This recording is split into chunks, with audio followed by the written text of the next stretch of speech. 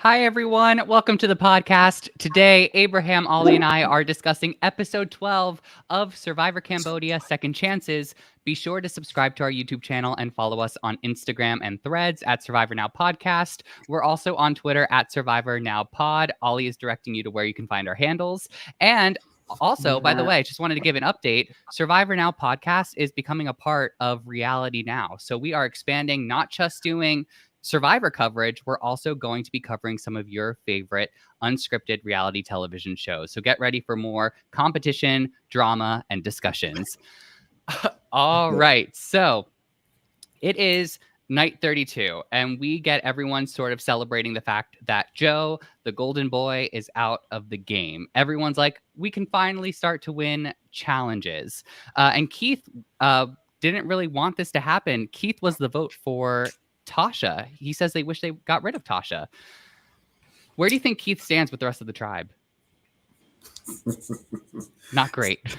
Keith standing by himself right now. I mean, Keith is currently in the corner. Yeah, he out to know. And it shows by his vote, because his vote wasn't supported by anybody. All you do is now, you had a stage in the game where you want to get the least amount of attention, not the most. And Keith throwing a vote on Tasha just made it seem like, oh, that's who I'm really gunning for. And it tells everybody else that's who I'm gunning for. But it was interesting to find out Keith was the one that actually threw that vote that way. And he was like, oh, no one told me. Well, Keith, it's only 7 of y'all left. You got to know where you sit at. And it's kind of interesting now. You only need 3.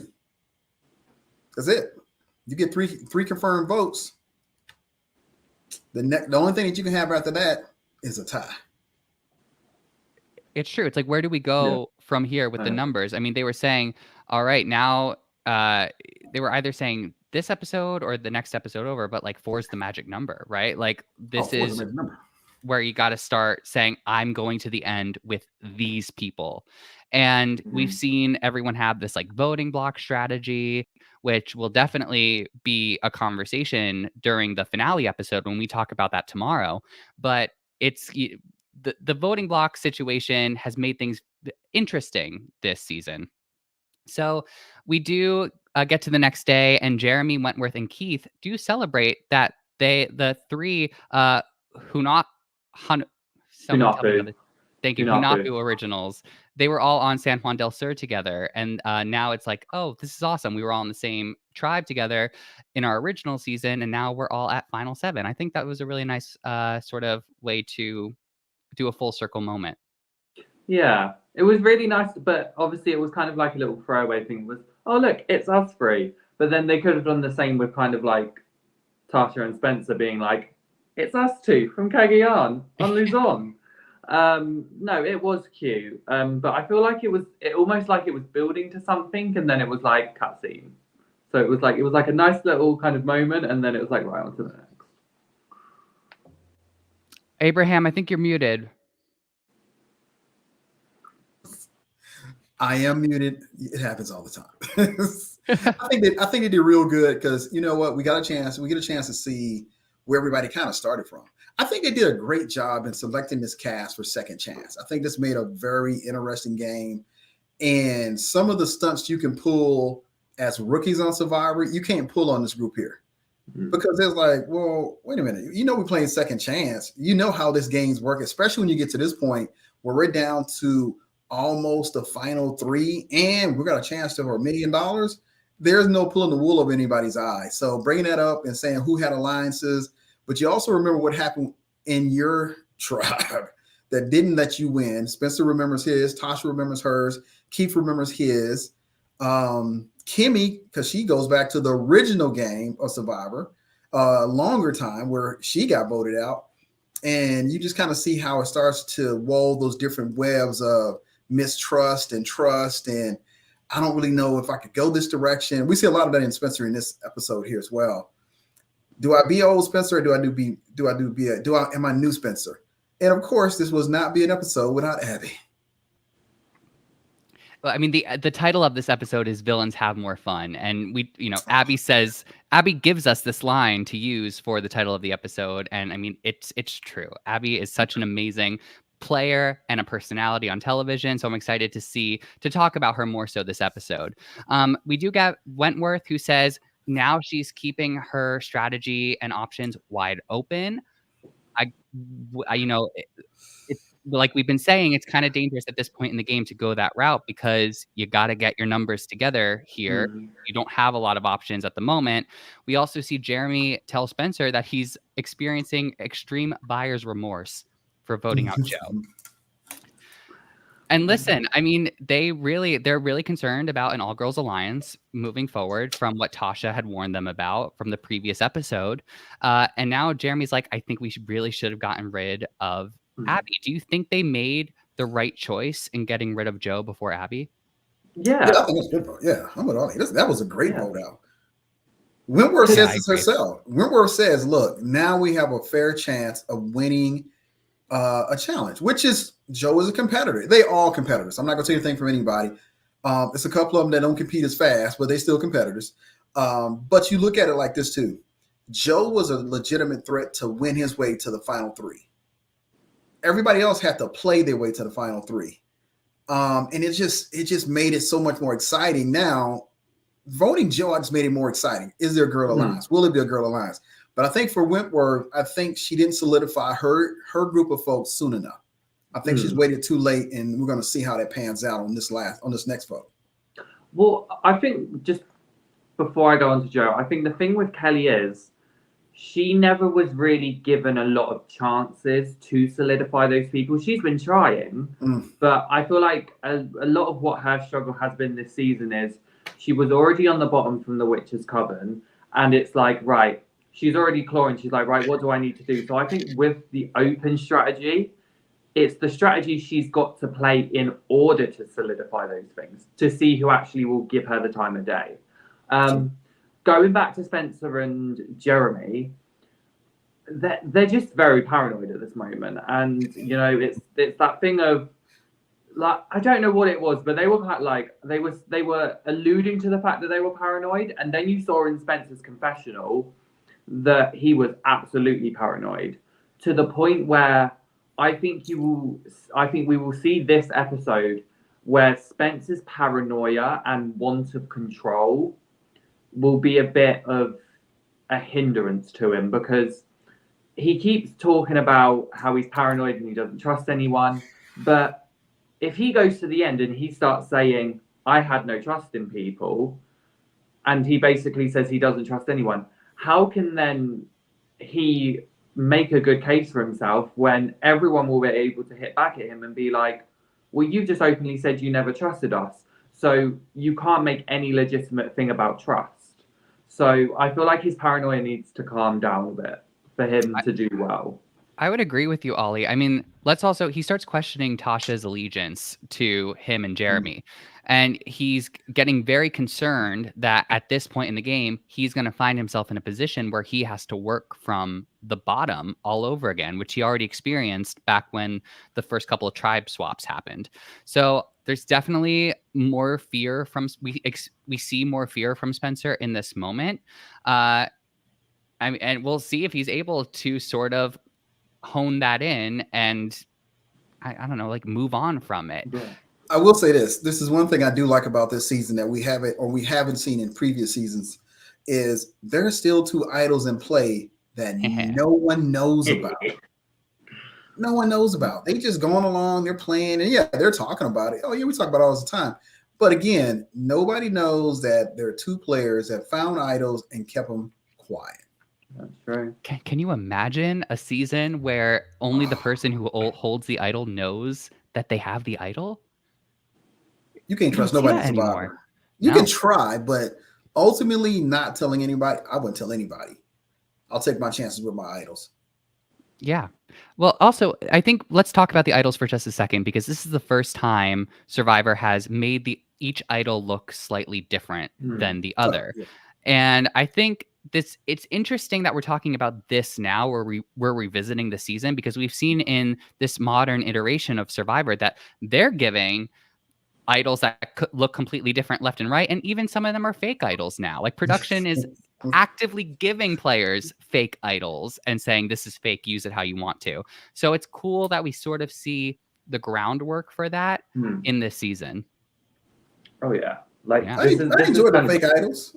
I just want to see somebody use the fake idol and get busted. That's all. I mean, why put fake idols out there and nobody gets busted using them? What kind of fun is that? Well, Jeff, I have an idol. Well, this is a fake idol. You still will be going home tonight. Click, and let's keep on playing. That would be too much fun.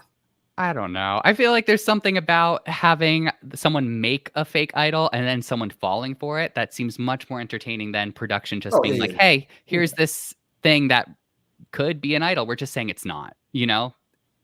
But we seen an attempt to make a fake idol on last season, and we see where that got him. I mean, we'll see if anyone decides to do it in these last few days. Let's go to the reward challenge. Each castaway will race to unspool a rope that they are attached to. Once a castaway has freed enough rope, they will build a bridge. When across the bridge, the castaways will knock down a tower of blocks with sandbags. The first person to knock down all their blocks wins a trip back to where they started the season at the temples of Siem Reap. They will enjoy food and a night away from camp, and the challenge first ran in San Juan del Sur, which Keith actually won. Look. First of all, I'm thinking about you, Matt, and then we reference back to somebody always had to play some challenge, and we reference him back to somebody played it. But in this challenge here, this gives Keith, and it should give Jeremy, a better idea how to win the challenge. Because when they run the challenge, we see why Jeremy didn't win. Oh, yes, we did. We did. It's all had to do with the rope management and the unspooling. I love a challenge like this. I think this would be a lot of fun because you have to make the decision. Did I unspool enough rope to get me to the end? Not only that, I thought it was so awesome that even if you were able to start hitting those the towers with your sandbags, if you lost all of your sandbags, you had to go and get them, but you were still connected to the rope. Yeah. That was a good challenge. It was fun. It was fun. I enjoyed it. Jeremy was the one that he ran out of sandbags and then couldn't reach his sandbags. Yeah. Then it was over because Keith had plenty more time after that. I don't think Spencer was even in this one. I don't remember where Abby was at. Spencer was there, I think. I think didn't he run out of rope too? Yeah, so I think Spencer, Tasha, and Jeremy all had problems with their rope management. Whereas Keith did not. Keith had plenty of rope, plenty of time, throwing and having a good time. I'm sure Keith probably recognized from the last time he did this challenge, unless it was spooled differently, like when he visually knew that he would have enough rope just based on how he got through it the first time he did it. So Keith wins. Spoiler alert. Keith wins the trip to the temples. Really well earned, really well fought. And he chooses Kelly to come with him because she chose him for the loved ones visit. And then he also chooses Spencer. And his reasoning, I have it all written down. Should I just do a reading of it real quick? Okay. No, because you look, before you do the reading of it, if you get on Survivor and you make it to day 30, let's say it's still the same amount, you make it to day 30, and you can't remember the other castmate's name, try to reference them in a way that the name would make a difference, but just don't forget their name altogether. Like, I'm done. It's also like the reason he was really giving was Spencer didn't get to see his girlfriend, and I would like to take him on this reward. Like, that was that. I know he was trying to be like, provide reasons why he wanted to choose Spencer of all the people who didn't get to see their loved ones for most of the time. But it was a lot of word flub. He was a lot of word flub. and hold up for Keith.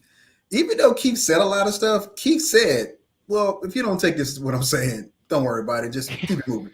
So Keith wasn't concerned about if you agree with his philosophy or how he came to pick Spencer. He just wanted to give you what he thought was a good answer. But he also said, if you didn't care about my answer, it makes no difference. I'm still taking Spencer. Keith now logic.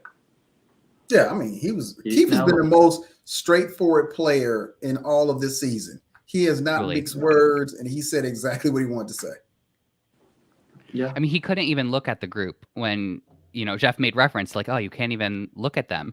I think it was like a hard place for him to be at because I mean, Keith really, he's straightforward. He also plays with his emotions a lot in this game, I've noticed. And this was unfortunate. It was just kind of unfortunate that he couldn't quite get his reasonings across in a less complicated way. And you mentioned, Abraham, that he blanks on Tasha's name, and Jeff tells Tasha that she looks frustrated, and I thought Tasha messy Jeff, real messy, real messy. Do you think this was like? I mean, like Tasha says, she's not frustrated, and she's gonna just take advantage of having the opportunity of not going on the reward to just get back to camp and do some, go back to camp and talk game, like use that as her advantage. I feel like Tasha was not prepared to answer a question at this point in time, and I don't blame her. Tasha was pissed. I'm just saying it. You try to stay out of the messy conversations because there is no conversation that makes you want to say anything nice for somebody who can't remember your name after you spent 30 days with them and be like, you can't remember my name. And you got to remember, he just wrote down Tasha's name in the last voting. So you're not really feeling any of that. You know who knows that? Jeff. And Jeff be like, so you can't remember her name. Because it's not like you can't edit this conversation together because you need Tasha to respond to not having her name remembered. And you need Keith to do his part. So I'll give Jeff credit on this. Magnificent for tying the two back together. But Tasha was like, well, go ahead. We'll catch you later. We're at the end of the game now. We only have 31. We only got 2 more days. I don't care about a reward. I'll eat in 2 more days. That's all you need to know about. Yeah. But I'll be playing it while you're waiting. Yeah, that's what Jeremy said. Yeah, but we all know she was mad. Oh, yeah. Yeah, she was definitely mad. But I feel like when she was saying about the I have my opportunity at the challenge or back at camp, I don't know, it might have been like the editing and when they were panning to people, it was almost like she was kind of saying like underlining being like, yeah, I'm going to use this against you, Keith. You sent me and 3 other people back here. I'm used like that's how like that was the undertones from the editing standpoint. I mean, why not? Abraham, you said it perfectly. Keith wrote her name down at Tribal the last night and then forgot her name when just doing this summary of why he was picking Spencer. It was a really missed opportunity for him not to pick Tasha to try to smooth things over. Let me tell you, here's a random thing that people probably seen on Survivor and just they either paid attention, not paid attention. How many times people misspells people's names when they're writing their name down? I love it. You'd be like, what name is it? I remember Jeff did call somebody. I was like, what name is this and who wrote it? Because it just wasn't enough of the person's name to be like, oh, okay, I got that. And it's hard because you're like, especially if you have a difficult name or it's just a name that you don't use a lot. And you'd be like, how do you spell? If you mess up the name Abraham, I'm like. Did anyone mess yours up? No, well, only people that just phonetically don't really see those letters in there. It'd be like A-B, maybe you dropped the other A and H-A-M, but it's kind of Abraham. So you may miss the A, but no. Or you just say Abe. You'd be like A-B-E. You'd be like, okay. Yeah. I never looked back to see who spelled out my name or who didn't. So, yeah, it didn't matter at that point. I would. Yeah, Like maybe next year. Yeah. Well, okay, so Keith, that whole thing happens, and Tasha also acknowledges that Keith was, he was exhausted, but she starts to question: is his strategy really just to just go along for the ride, or is he just really not playing that well? And it's an interesting question. I think Keith is playing. Yeah, I do too. Yeah, I think he's playing an excellent game because, again, you don't get to that position without knowing how to play the game of Survivor. And he just won immunity. So no matter what happens, he gets another day. Yesterday. I'm sorry. He wins the reward. So he wins the reward. And Keith hasn't been the target for anybody Who's really said, yeah, we want to vote Keith out? They might have talked about it, but Keith's name hasn't showed up. So it's Keith's social game. Keith's got a really strong, like naturally, he's got a naturally strong social game. And him and Jeremy, they were on the same tribe, so yeah. Well, I mean, you just said no one is really pointing fingers at Keith, but that's about to change because when we go back to camp, Abby says that, Keith has been really strong in challenges, and Tasha and Kimmy both say that Keith should be the next to go. I mean, let's also see, he really is doing, I love that sound. He really is doing well in challenges. It's usually come down to him and someone else. So they're not far off. No, but also there was one thing, I think it was Kimmy that said it, which made me chuckle. And they went, Keith's the new golden boy. And I was like, why do you need a golden boy? I was like, you've just voted off Joe. I was like, sorted. But yeah, it's definitely the girls have gone, no, we want to do Keith. And I feel like the editing was a bit weird with this one, because I think you saw Tasha and Kimmy kind of almost out of nowhere kind of going to Jeremy, well, what's your issue with doing Keith? And it was like, obviously, from the editing, you hadn't really seen Jeremy give much. But yeah, that editing bit was weird. But I understand why Tasha would want to do it. And I feel like there would be some emotional reasoning, like the tiniest bit of emotional reasoning behind Tasha wanting to do Keith. But I think Abby's just doing it to be devious and kind of just seeing, where's the cracks? These people don't like this person. Let's just jump on that. I think we see in this episode, in this because there was some funny stuff back at camp, and I was like, Abby, you just the instigator of life. And it was when Jeremy and Tasha was like, and Tasha was like, hey, do you mind if I talk to Jeremy for a minute? Abby was like, well, hey, if you want to, go ahead. You leaving me in, you put me out or whatever. I was like, well, there is no line that really kind of keeps you away from dealing with Abby. You just got to say, okay, well, this works, that worked, this may not work. But back to the name and Keith the new golden boy. No, everybody's got a challenge that they're just suited for. Tell you the truth, everybody has a challenge they're just really suited for. I'll refer back to our season where we had to do a puzzle. And it was when you had to stack the blocks on top of each other puzzle. They were like round on one end. The cool thing about it is they gave us that same puzzle in quarantine. So if you worked that puzzle in quarantine, you basically had an upper hand. So there was nobody that was out there that shouldn't not have, again, if you worked in quarantine, that didn't have a better understanding of how to finish that puzzle. So, but their puzzles suited for everybody. The slide puzzle is a mathematical puzzle. Once you get the math down, it's a really easy puzzle. But again, for all you future Survivor players, just get the basics. Get the basics. That's what I'm talking about. Matt didn't do nothing. Just get the basics down. Understand how to do a slide puzzle. Because I had one on my laptop, and the first time it took me forever to figure out. It was like, no, this is how you do a slide puzzle. And once I figured out the math, the puzzle was easy. I've got my strategy for a slide puzzle, but I'm not sharing it with everyone. I don't want future Survivor players to know. Correct? They'd be like, I saw Ollie on the podcast. I know he's gonna be able to do this puzzle. If you can give us a heads up offline, I'd be very appreciative.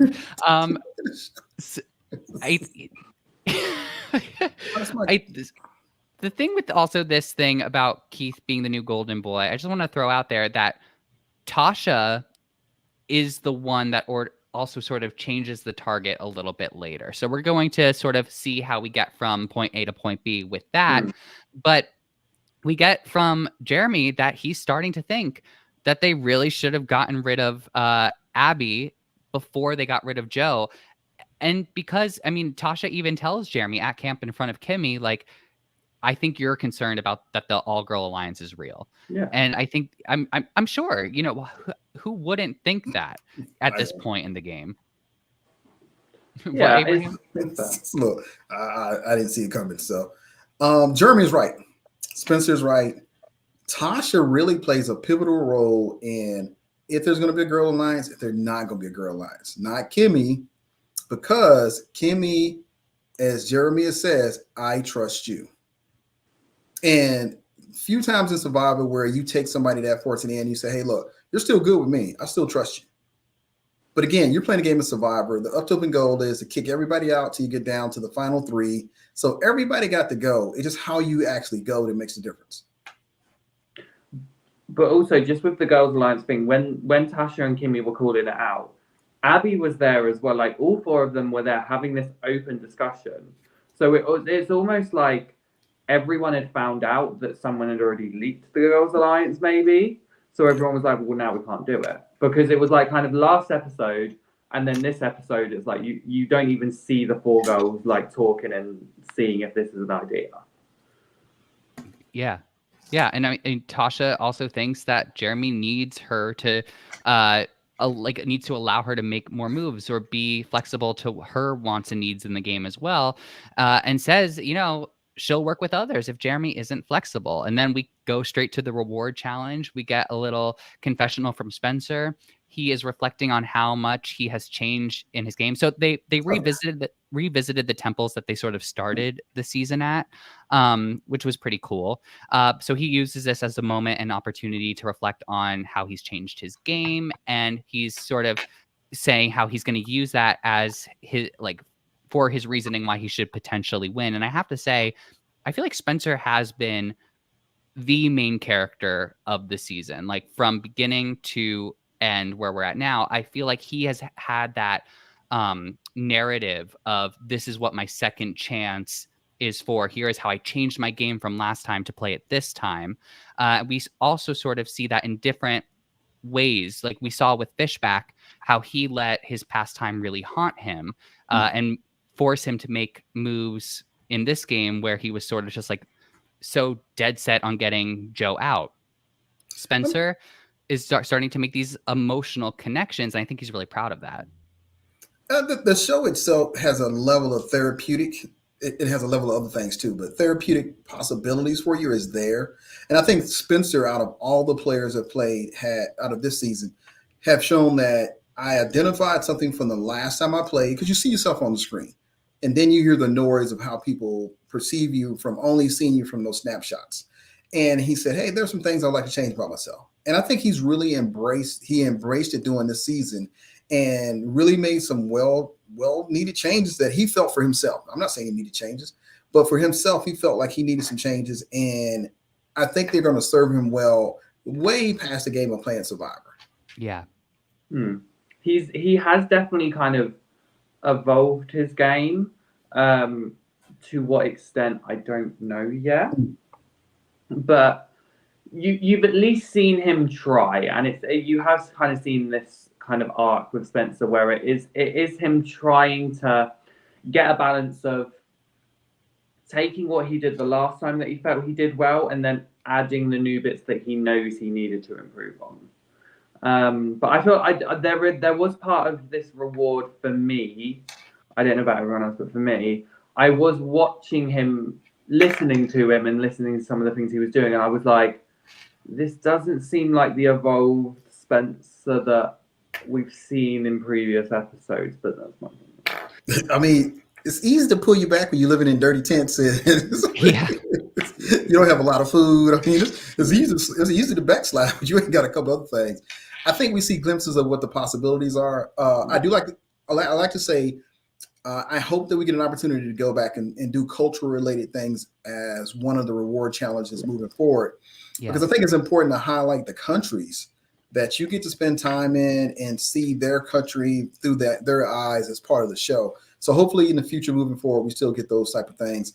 And I enjoyed seeing in there, because Keith to me was the funniest all. And he said, man, if people knew, is Keith over here or he is over there? They're like, no, Keith is over here. Keith was like, this doesn't even match who people think that I am. Yeah. And he understands and appreciates the opportunity of what he's doing and what he's receiving. I think it's just a great thing. I enjoy that part of it. He had the best confessional. He said it would surprise people less if I came back from Mars than if I came back from Cambodia. And I thought that was a really sweet moment. We do see Spencer work himself into a pretty nice situation where he has an alliance with Tasha and Jeremy, but then he makes another final 3 with Wentworth and Keith. But his ideal final 3, he says, is with Abby and Keith. Not a bad place to be. All right, Ollie, is this where you're gonna flag it? This is where, because we've just stated that he had made a final three with Jeremy and Tasha. And then he talks about this final three with Keith and Wentworth. And he goes, it's too early to make a final three. Even though he's made a final three earlier in the game with them too. This is those parts where I'm looking at Spencer and I'm going, but you've made one with these people. Why, like it? And again, food and starvation might come into it, but it's that thing of what you're saying is you don't want to make a final three deal with Kelly and Keith. You're just saying it to keep them happy. And kind of what Spencer wants to do, and I can kind of see what he's trying to do, is he's trying to be this middle person. He's trying to be the man in the middle, because he wants to be able to float about each ideas and plans, because then he can say, I was in the most pivotal spot. That's what he wants to do from listening to these, like this particular challenge. Right. But it was the thing where he's like, it's too early to make these final threes. And I'm sat there going, but you made one 2 rounds ago, bro. Like, what? Like, you got to know when to put the medal down. Here's the thing about it is, I think making a final three at a award challenge where it's all kind of comfortable works for you.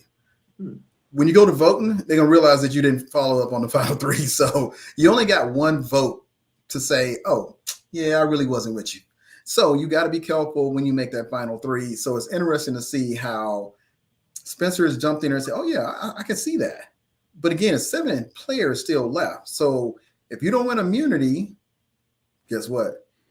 You got to make a decision. Do I go with Tasha and Jeremy, or do I go with Abby and we got Kelly? We got about Kelly in there. Or do I go with Keith and Kelly? I mean, you got so many decisions that you still have to make. The numbers do make a difference in trying to get down to the final three, because you could get knocked off at the 5th person or the 4th person, and you knocking at the door because you made a bad decision at the final three. So it's interesting to see how this all plays out for him. Yeah, and either way, no matter what he does, he has the potential of making 2 enemies that are going to end up on the jury. So it's like a great place to be when you're not thinking about the jury, because it seems like you're involved with a lot of different plans. But it's risky. It's risky. And we also know, his ideal is Abby and Keith, but I don't know if he's even had that discussion with them. He probably hasn't. He's probably just relying on it happening somehow. Yeah. I don't think anybody's talking to Abby. I think they like, man, no, we don't want that fire. Who wants that smoke? Nobody. I mean, we see that that's what makes her a target in the rest of this episode. And yeah, Ollie, you're saying I'll work with Abby. I mean, it's great. I think Abby's awesome. I will. Keith also says that Jeremy should be the next to go, but Spencer puts a stop to this because Spencer thinks that Jeremy should be the one to go after due to people expecting it. So Spencer pitches Tasha. Can we just also say, if you vote out Tasha tonight, don't you think Jeremy would be expecting it for the next tribal? Well, let's put this little nugget back out there. He still has an idol, and I'll leave it at that. So It all depends on who you want to target and what you know. Information is peril right now because the information gets you a little bit farther. And voting out Tasha really doesn't do anything for Keith. It does more so for Spencer. Because now you don't have to worry about Jeremy. Literally, you replace yourself as Joe. Because as we see the grueliness of every challenge, it's grueling. And you got to say, okay, who has enough to get through these challenges at the end? Really, Spencer will probably win the remaining challenges at the end and win himself a seat on the table right there. Yeah, he has a good shot. He has a really good chance of doing it. We go back to, and I mean, obviously Spencer says like, oh, for my plan to vote out Tasha, we're going to need to work with Abby, and who knows how that's going to turn out. Yeah. And we go back to the other camp. And this is where, Abraham, you brought up Tasha being like, Abby, would you feel weird if Jeremy and I spoke in private? I think honestly, like Tasha learned from the last time when she spoke to Wu privately, and Abby was like, excuse me, he tried to vote me out. Why are you talking to him? So I think Tasha sort of learned at least that lesson. But I mean, I thought Abby was right. Like, want to include me in the plan? Like, I'm right here. I'm valuable.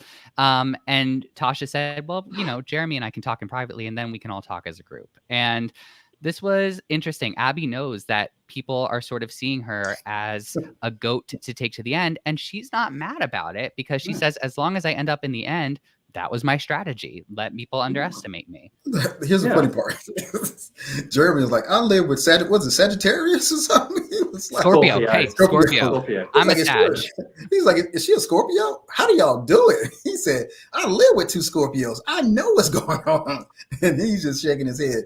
I think that's the realest part of what you see on Survivor. Be like, hey, man, who's going to talk to Abby? Who's going to take the bullet for us this time? Because we don't see Fishback take the bullet. We don't see a gang of people take the bullet with Abby.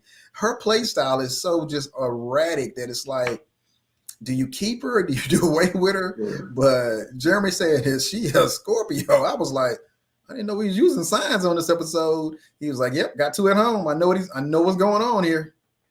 Yeah, but the thing, like, the thing that really not confused me, but when Tasha was like, Abby, can I speak? Why would you ask Abby? Like, just nudge Jeremy and be like, let's quickly go talk. Like, go talk. And then if Abby asks, just say, yeah, we spoke. We can speak now. This is what, like, it was a weird, like, I don't know. It was this weird thing that, like, why would you, like, knowing how Abby is, and that Abby is going to try and kind of, like, be a bit messy and like chaotic and sassy with it, why give her the opportunity? And that's why I felt like she did a bit, like, she kind of gave Abby the opportunity to go, well, you can include me if you want, but if not, I'll just remember that. And I'm like, then you all call her annoying. I'm like, but then you open the door for her to be annoying.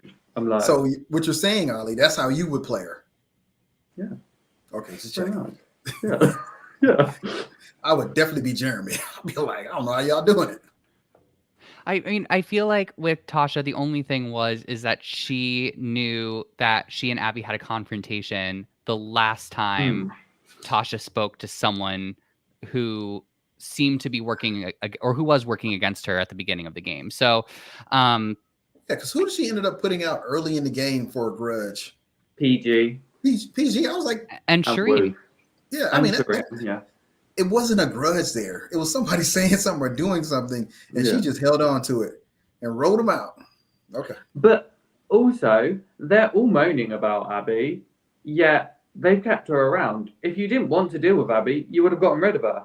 So, well, now that's what Tasha is trying to do. Is Tasha's like, okay, I can't keep navigating the messiness around keeping Abby in the game, and she pitches to Jeremy, instead of Keith, let's do Abby. And Jeremy's like, great, this will weaken the potential for the all-women alliance. But Jeremy also is nervous that Spencer may flip on them to keep Abby, which is interesting because Spencer has already said Abby is in his ideal final 3. Whew, this is fun. Yeah, you're trying to pick people to keep that you could beat if you're sitting next to. But at some level, you have to either trust them, tolerate them, or understand how to get rid of them. And that's really what you're looking at. Can you trust Abby? Can you tolerate Abby? Or do you just need to get rid of Abby? That's what it really comes down to for me. I'm like, okay, can I tolerate her at the end? Because everybody's thinking the same thing with Abby. Well, I know I can beat Abby because nobody likes Abby. And unfortunately, the jury is made up of pettiness. Let nobody ever confuse you. There will be some pettiness in every jury on the Game of Survivor. So it is a matter of what level of pettiness you get on your season. And I think it depends on who the final 3 would be. Because I do think if Abby made it to the end, we know who would be petty. Andrew Savage. I don't know how Savage could be petty when with Savage Abby? was doing some. Yeah, when he was doing some stuff to her. The only person I think she wouldn't be petty, and he left the show due to his son being Terry being sick, would be Terry, because Terry kind of did it the right way. He took her in when nobody else did, and he kind of never shot any more bullets her way. So I think that he might have been able to navigate that situation a little better. But Beanie Man, we ain't worrying about Beanie Man. He's still wearing his hat. It's hot first of all, it's hot in Cambodia. I'm really not sure what Beanie Man is doing. Well, yeah, I feel like we just needed a beanie count graphic. I mean, it's a choice. And I'm with you, Abraham. It's probably really hot, unless it's really cold. Someone tell us. At night, there's still an immunity challenge to get to, and this could change the target depending on who wins. So we're going to take a very quick 47-second break, and we'll be right back. Hi, Survivor Now podcast listeners. I am Katie from KT Designs, better known as Katie Tedesco Art on both Instagram and Etsy. I have been designing and selling Survivor products for over 7 years at my Etsy shop, including replicas like hidden immunity idols and Survivor trading cards with all of the players' stats on the back. I am so grateful for Survivor Now for giving me this shout out and helping me reach even more superfans. I love listening to their podcast. So if you are looking for some really unique reality TV products for yourself or to give a superfan in your life, come check out my Etsy shop at www.etsy.com/shop/KatieTedescoArt.com. All right. The castaways will race out into the water and over obstacles to retrieve a key that they must bring back to the shore. The key will open a chest full of puzzle pieces. The first person to complete the 5-piece puzzle wins individual immunity. Jeff explains that the 5-piece puzzle is the second chance story because the puzzle was one of the puzzle options provided to the castaways during the first challenge of season 30, and nobody chose to do it. I remember that. I love that it's the puzzle. I love who's the second chance story? This puzzle. It'd be like whose redemption story is it now? This twig. This puzzle. puzzle. Yeah, we're starting to personify things. There's nothing like a solid, grueling challenge to make you work. To make you work for it too. Yeah, I think the reason they did it is because even though the puzzle could deceptively look easy, like that puzzle is quite hard. Unless you know where to put specific pieces of that puzzle, it is tricky. And then I think the fact that they're doing that grueling physical thing beforehand, it's just that they're doing it to try and be like, right, we're going to make your brains even more mushed. So when you look at this puzzle, you just go, eh. I mean, was it a perfect square? Because that almost makes it seem a little bit easier to me, because no matter which way you lay a piece, if it's a perfect square, you can make the puzzle go upside down or side to side or something. It's not restricted to. But no, it's a time. It's whoever gains the amount of time on the obstacle course has the best chance of winning the puzzle. Because he said the puzzle's easy. Once you get the puzzle, you can be like, oh, here it is. It's there. But how much time do you have from the person that's behind you? And that's where we see, I think Jeremy takes off first, and it's Jeremy and Spencer. Then we see Spencer take a tumble. And then I was like, is he? I mean, because we only see the editing part of the falls. It looked like it hurt. It looked like it got him. But he kept getting up. And you got to do the whole go out there. You got to swim out there. And I don't think anybody had to dive down. I think everybody could kind of reach down and get their key. Yeah, no one had to dive underwater. But you still got to fight through the water to get there. You still got to run over these obstacles. Because only him and Keith were the only two people that fell. Yeah, I mean, Kimmy took a hard fall. Did she? Well, that's what Jeff said when she fell on the cargo net. Oh, that's not. I mean, you falling through water to a cargo net. You ain't hitting nothing. Jeremy then you tell Jeff that Kimmy didn't take a hard fall. I was like, where did he fall at? Now, Spencer, he took a hard fall.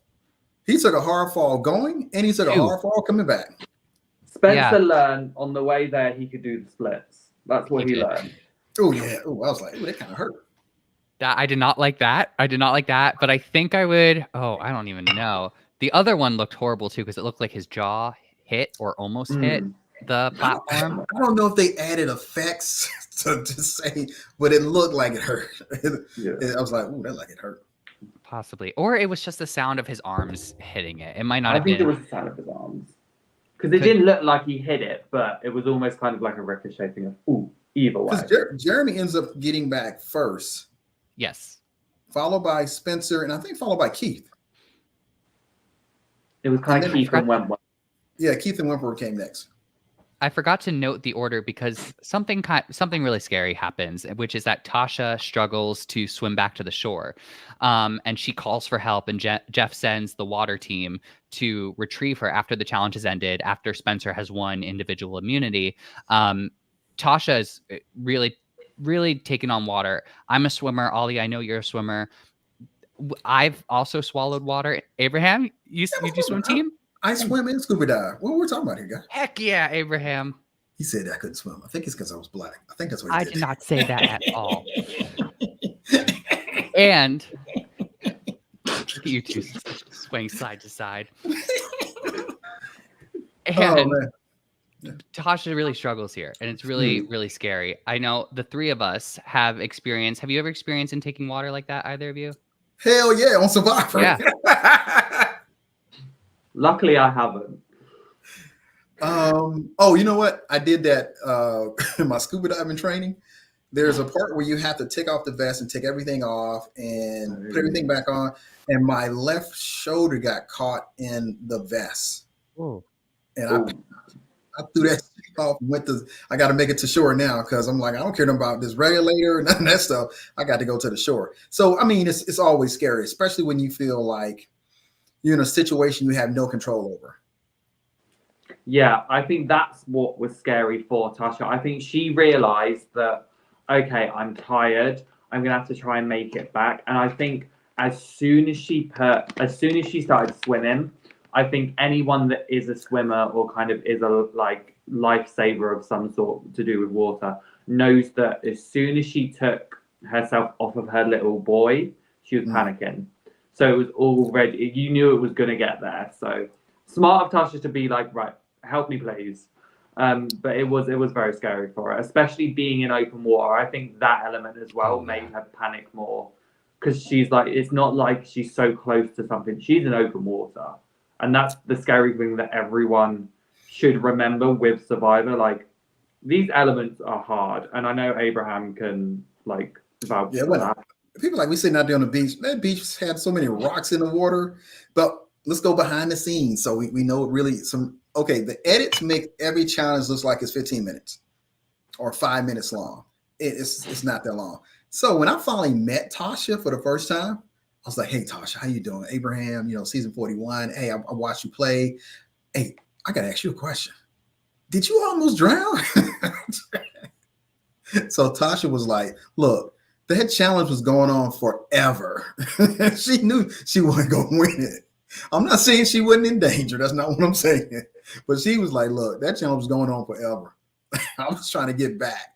So what we see in real time now it's going to be 90 minutes. It's not what they're really going through. So physically, they're taking a toll to get out there. So yeah, but for the show's purpose, it always makes sure there are people in places to respond. Now, here's the thing. They might be there, but you're not going to get them. Look, he's calling for the diver. Guess where the diver's at? Underwater. It's like it's a process to get them to know that, hey, you need some help.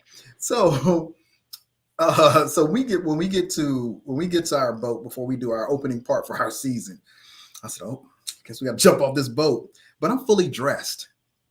It's not a pair of shorts and a t-shirt or whatever. I'm fully dressed in socks, tennis shoes, jeans, a shirt.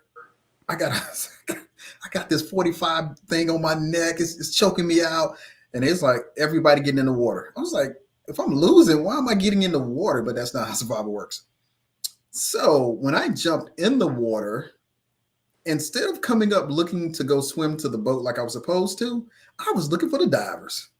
It's like, they said they were down here. I'm looking around. Where you at?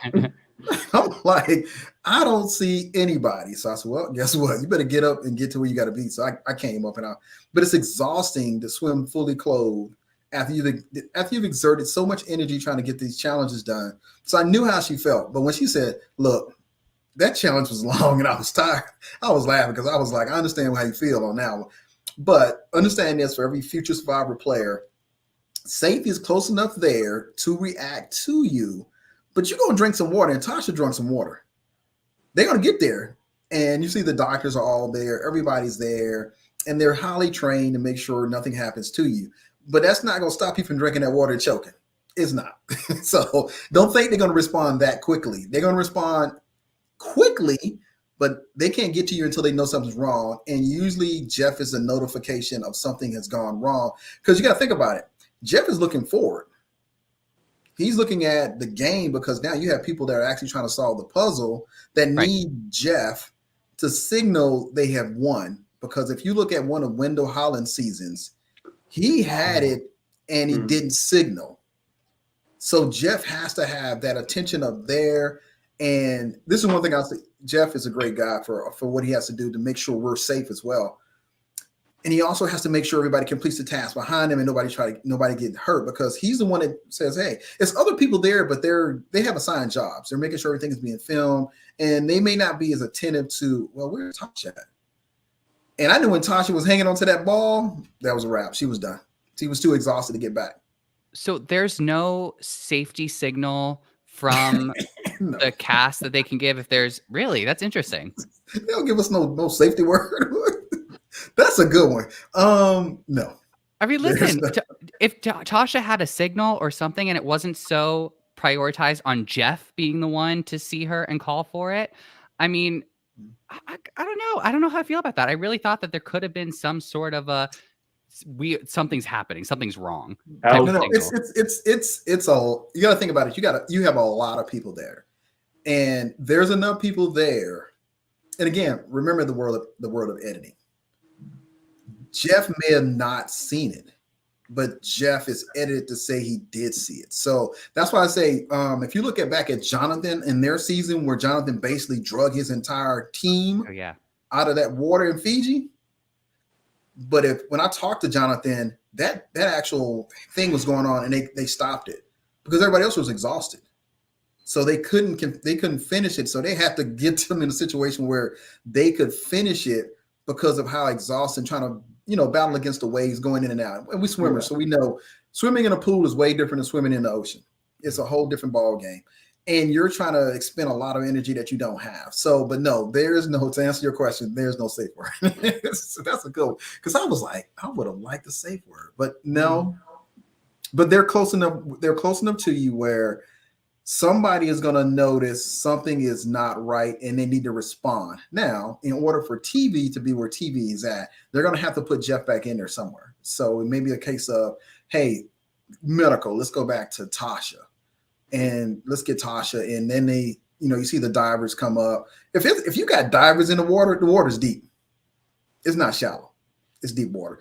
But now it's enough people there where you don't need a safe word, but it's enough people to understand that it's people monitoring us at all times. So you're never, for all future players, you're never unsafe, but it doesn't stop you from getting hurt. There's a certain part of getting hurt that's going to happen because they have to respond to it. It's always a good note to know if you're going to live on an island, there will be bruises. But so, I mean, Spencer wins, and Tasha, they get her out of the water. We have a conversation about it. Keith is still set on the plan to vote Tasha out by getting Abby to vote with him, Wentworth, and Spencer. And then we're back at camp to talk about the vote. We get more from Tasha about her experience during the challenge. And she suspects that Spencer, Keith, and Wentworth bonded on the reward and wants to reconfirm that Spencer is on board with voting out Abby. Spencer, Wentworth, Keith, and Abby confirm their plan to vote Tasha out. And Abby is saying she feels good with the plan to vote Tasha out as long as she makes it through this tribal council. So Abby's feeling pretty safe, which is always a rough place to be at. And she also says that she wants to figure out who to take to the end, and that her resume has gone up a little bit in these last couple of days. I think it's true. Like, her resume has gone up a bit because she's being perceived as an easy person. So she's able to then kind of socially go, well, let me play this card. Let me be like, take me to the end. I haven't got anything. So I do think like her resume has gone up a bit. There was one moment that annoyed me, but I'll get onto that later. What? What was the moment? Yeah, at Tribal or here? No, in pre-tribal. So it was when Tasha, Jeremy, and Spencer. You know that final three that Spencer said hasn't been confirmed. When they were talking about like reaffirming everything, and they were talking, and they were like, "Yeah, it will be a abomination if those three make it to the end. All these weak players." And I was like, "You're calling Kelly Wentworth the one that just negated 9 votes off an idol player, weak player?" I was like, okay. It was, I don't know, I was just watching that scene. I don't know if you two remember it, but it was them three talking, and I was just like, they're being a bit cocky with how they're talking about these three people. I was like, it's a good thing these three aren't hearing this, because they turn around and be like, all right then, we'll go again. When Ollie gets on UK Survivor, I'm going to tape every time he talks, and I'm going to write him a whole letter out. And I'm be like, Ollie, did you remember when you said this? I'm gonna say this now. If I ever get on Survivor UK, hey. But if I ever get on it, I will be in the confessionals. It will be in the confessionals. I'll be venting in the confessionals. I won't do it to other players. I mean, on Survivor, you're trying to see well, let's go back to Spencer. Spencer says, hey, you always got to make a final 3. Here's where that falls apart at. After you vote. Because now, if you're voting for Abby, Abby stays. Because, I mean, you have the dominant vote because there's 7 of y'all. If you don't vote for Abby, now they realize you're not with them. So it's like, you can't go back at this number at 7. You can't go back after this. You either stick with who you're going to think is going to get you to the end, or you say, you know what, I'm jumping ship. I love the editing because we always seem like Spencer's indecisive about it. But ultimately, you're at 7. You have to make a decision because now they need 4 votes to vote somebody out. The next time, you only need either 3 on 3, which is a stalemate. That's it. Now we're going to rocks. But it's a whole different ball game because you got to figure out as these numbers start to dwindle, how do I get to the next set of numbers? Winning immunity is one great way, which we see Spencer wins immunity, so he's not being voted for. Now, who do the other 3 to vote for, and who does Spencer vote for? Yeah, but I feel like as well with Spencer, with this vote, he's like, he's like, I have this, I have this, I have this. But you're not in a position, like, I feel this is where I feel like Spencer didn't fumble, but I feel like he kind of overplayed ever so slightly, where he was like, right, I have this group and I have this group. But straight away, I have to make a decision. I have to pick between the groups. So he's naturally now had to already screw some people over. And I feel like there'll be some fallout later on. Yeah, probably. I mean, let's head on over to Tribal Council now. I mean, Savage enters wearing a beanie. This is my favorite Savage outfit that we've seen so far. He was sporting a beanie with a red pattern button-down shirt. It was like white with like red flowers on it or something, and then sky blue shorts. I loved it. I'm gonna give him credit for color coordination because it was a sweet gear. It was a good look. He still was Beanie Man, yeah. But I gotta say at least it matched the hat. So I don't know what was going on there, but we have to still, you know what? I'm gonna give him some more credit. We still have to have the tribal clothes reviewed as well. So somebody reviewed all this to make sure it was color coordinated. Matt, you're in the TV world. Things have to be able to show up on TV as well, which I never knew this. Certain colors do not show up well on camera. And I was like, really? And as we see everybody comes out, Chaos Cash must be just bored as all get out because she's been coming on this tribal council thing for weeks now. And she's just like, yeah, I'm about to go back to Ponderosa. I'll be there later on tonight or the next 2 days. I'll be over there hanging out. But everybody's outfit has to be able to show up on TV. And they're really, I got to say, for being my first time for being in TV world, understanding that is really interesting. Yeah, it's pretty cool. Also, I love one of my favorite facts is that there are like if you have a very tiny pattern on your clothing, it will look like it's moving when it's on camera. I forget what the term is for it. It's like it might be called miraging, but I forget. So don't quote me on it. But yeah, certain colors do not show up well on camera and might make you fade into the back or stand out too much. So it's all very interesting. We get a lot of people talking about being part of the we, right? So we got like Spencer, he's nervous, he was away from camp. Tasha talks about the scary experience one more. Kimmy says that there has been discussions regarding idols, and we came up with plans in case someone plays an idol. And Jeff calls that out. Oh, I haven't heard that in such a long time at Tribal Council. Who is the we? Keith says that the vote will reveal who the we is. And Spencer says, I'm a part of the we. And everyone's like, I'm a part of the we. Oh, we're all a part of a we. That's interesting. I lost my mind watching this. My thought process on all of this was, after this tribal council, how many of them needed to go to the toilet after just hearing we? I was like, oh my God, can we stop mentioning this word, please? But on like the game related note, it did get a bit confusing. I was sat there going, who's we? What we? Huh? Keith was the best we. Keith was like, we, I'm king we. And I was like, Keith had a confident we. Yeah, Keith was good about his we. I think it was good that nobody really said who their we was, but everybody said we. Jeremy was like, yeah, I'm with we too, whoever we is. But we about to see who plays. Yeah, he also, Jeremy said he noticed 5 voting blocks at camp, and he acknowledges that everyone seems to think that they are a part of a we. Oh yeah. At this late stage in the game, everybody is assuming that they can trust the person that they're trying to trust just to get to the next vote. Because we're at 7 players now. Yeah. You only 3 so you only got to get rid of 4 more players. That's it. You're at 7 right now. We get rid of 4 more. Guess what? We're competing for $1 million.